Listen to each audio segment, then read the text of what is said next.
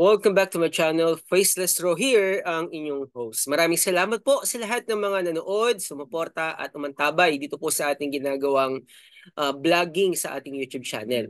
At maraming salamat po sa lahat ng sumuporta, syempre sa ating pong Pandemic Hero, sa katatapos lang po na June 11, 13 sa ating pong Grand Humanitarian dyan sa Rehiyon 2. At ngayon po, ang ating pong pag-uusapan naman ay patungkol po sa isang pastor na pulis, na vlogger, at meron po siyang isang napakagandang encouragement. Ito po ay isang prayer. Ito po ay si Pastor Captain JC Lorilla at siya po ay magbibigay sa atin ng encouragement diyan po sa nangyayaring aggression ng Pilipinas, ng China at ng Pilipinas. Kaya kung mapapansin po natin dito sa atin pong vlogging, tayo po ay nagbibigay ng kapayapaan, nagbibigay ng pag-asa sa mga tao na nangangailangan ng kapayapaan. Kaya ito pong panalangin na ito ni Captain Lorilla, makikita po natin na patas po naman po yung kanyang prayer at nagbibigay po ito ng pag-asa at kapayapaan sa puso. At pakinggan na po natin siya. Maaring iba po sa atin ay hindi pa po nakikilala si Captain JC, pero gusto ko pong ipakilala siya sa inyo. Siya po yung ating naimbitahan before, 'di ba? Na pastor. Hindi na imbitahan na vlog. Okay, baka magulat si Captain JC. Hindi naman ako naimbitahan nito. Bakit sinabi na naimbitahan ako? So, hindi po natin siya naimbitahan. Na-vlog po natin siya dati nung tungkol kay Diwata na nagpapa-picture, di ba? So, eto ngayon si Captain JC. Syempre, siya yung may page ng Moto Patrol Vlog na mayroong 2.1 million. Yan, kapatrol. Yan po ang ating Moto Patrol Vlog. Walang iba kundi si Kapatrol Captain JC Lorilla. So makikita po natin ang ating pong pag-uusapan. Ito pong kanyang prayer, isang encouragement sa bawat mga Pilipino. Okay, Ayaw mo. Ayaw nating lahat umpisahan po na natin. mahantong ito sa isang malalang sitwasyon. Alam Ayan. ko mga kapatrol, sa mga oras na ito, isa ka rin sa mga nababahala dahil sa nangyayaring tensyon po sa pagitan ng China at ng Pilipinas sa West Philippine Sea. At alam ko, ayaw mo. Ayaw nating lahat na mahantong ito sa isang malalang sitwasyon. Dahil kung dumating ang time na ito'y humantong sa isang bagay na ayaw nating maganap, marami po ang maapektuhan. Especially yung mga bata. Kakaroon na matinding tagutom, paghihirap. Lahat po tayo apektado. Wala pong mananalo. Lahat po tayo talo. Alam ko lahat tayo nasasaktan dahil sa ginagawa po ng kabilang panig laban sa ating mga sundalo. Pakiramdam natin nabubuli tayo. Pakiramdam natin natatapakan yung dignidad po natin. But then again, kapatrol, kung tayo may pumalag, alam naman po natin na wala tayong kakayanan. Siguro mas maganda that we should humble ourselves. Why? Kasi merong Diyos na nagsasabi that if we humble ourselves before the Lord, He is the one who will lift us up. So tanging magagawa natin ngayon mga kapatrol, ay sabay-sabay po tayong manalangin. Prayer works mga kapatrol. Walang imposible sa ating Panginoong Diyos. This is the time na dapat tayo ay magsuportahan sa pamamagitan ng panalangin. Kaya sa mga oras na ito, kaya ako ginawa tong video na to mga kapatrol, kasi nais kong sabayan mo ako sa panalangin.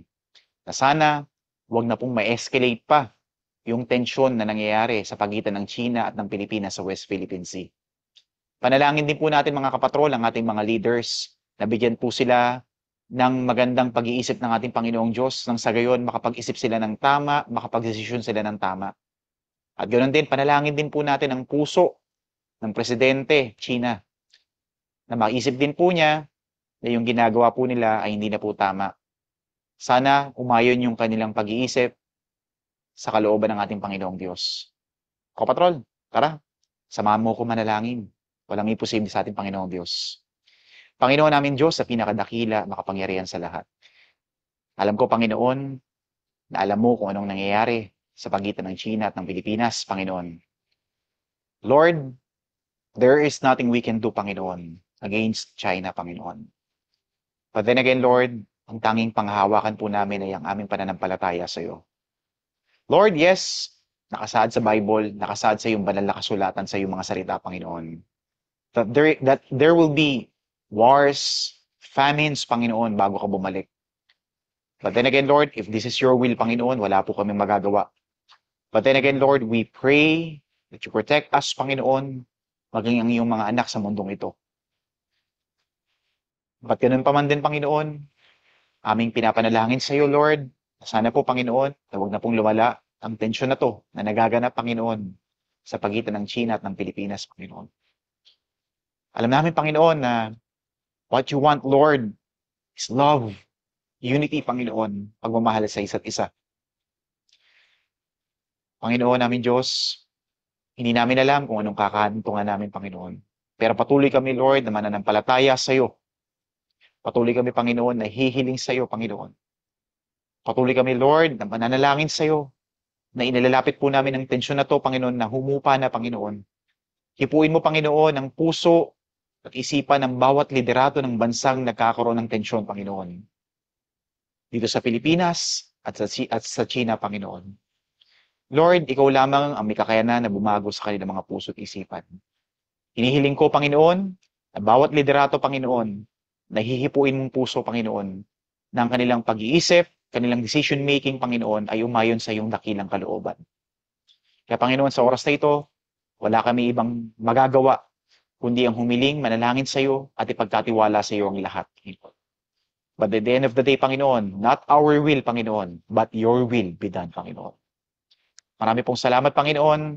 Itong aming takot, pag-aalala, Panginoon, ay aming pinagkakatiwala sa iyo, itinataas sa iyo. Palitan mo to, Panginoon, ang katapangan at pananampalataya sa iyo, Panginoon. Marami pong salamat, Panginoon. Ito po ay aming dinadalangin. Sa pangalan mo, Panginoong Sus. Amen. Amen. So mga kapatrol, mag-ingat tayo palagi. Huwag po tayong huminto na manalangin sa ating Panginoong Diyos.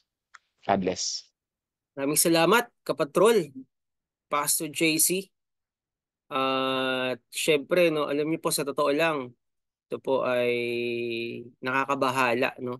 Pero salamat dahil meron tayong kapayapaan.